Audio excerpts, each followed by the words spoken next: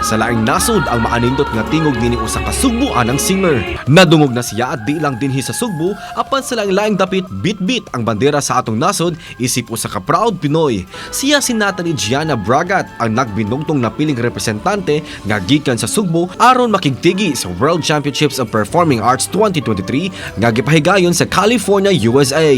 Bound ang pangandoy ug pag-ampo, buot niyang mamahimong inspirasyon sa tanang kabatanunan nga palambuon pa ang ilang talento.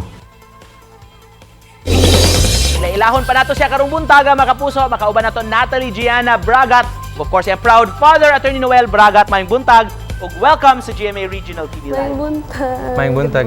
Thank you for joining us, Nat. Ug of course, Attorney, let's talk about your journey sa W Copa, Nat. So may sinugdanan, ani, nag-audition ka, ani, para may mong representative sa Cebu, sa Philippines? I auditioned for the Copa. Aha. It was around 2019. I 2019. first auditioned in 2019. Then I Uh-huh. competed in 2020 virtual Virtual. for the Copa, and I got a silver medal for Broadway. So this is your first time live competition before virtually? Yeah, it's Uh-huh. actually one of my first time, and then it's also my first time to compete internationally. Internationally? Yes. How was it like, Jeana? It was a really surreal feeling. It was really good. It was also a little bittersweet, but I accepted that, and I really did enjoy the experience. I made a lot of friends. I met a lot of people, and I made so many good memories. Yes. Realizations, what did you learn from the competition? I learned how to keep myself humble and always keep my head up high, and I always kept my strong faith in God as well. Yeah. Let's talk about Jeana's talent. So of course, a proud father. Attorney, asa man Yes. naliwat, ug do you come from a family of mga singers? Good? Actually, sa among side, sa mga Bragat is, wala jud kay mo kanta. Okay.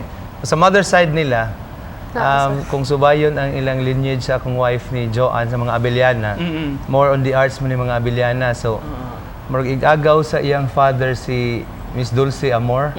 Mo na sa history nila. So, Let's talk about the competition. How was it like when you performed internationally? You said your first competition. Unya, for attorney po, sa father, unsa mo ka-proud sa achievements sa nakapot sa imong daughter, sir?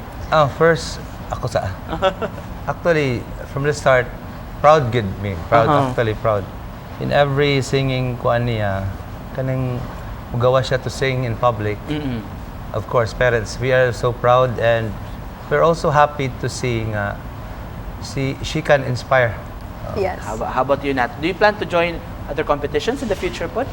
Yeah, I plan to join other competitions. Still unsure which though, because I'm just still unsure pa.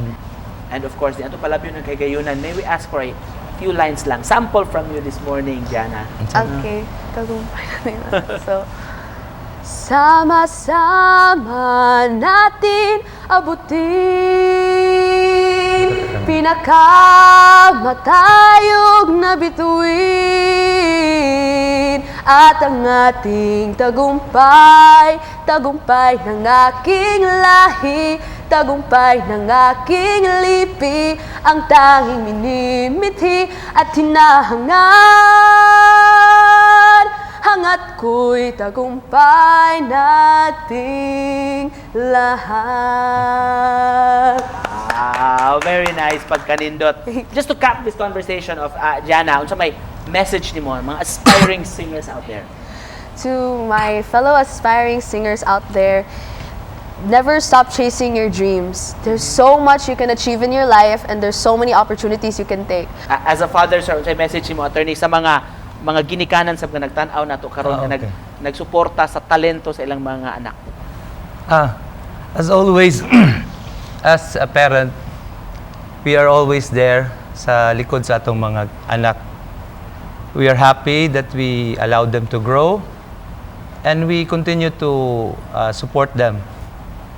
We always continue in our guidance, and everything will be in its place. Wow. Thank you so much pagkanindot ng mga words, mga kapuso. Daghang salamat sa pag-uban kanamo karong buntaga, Natalie Jeana Bragat, ug of course Attorney Noel Bragat. Thank you for joining us. Ug mubalik pa mi mga kapuso, tutok lang.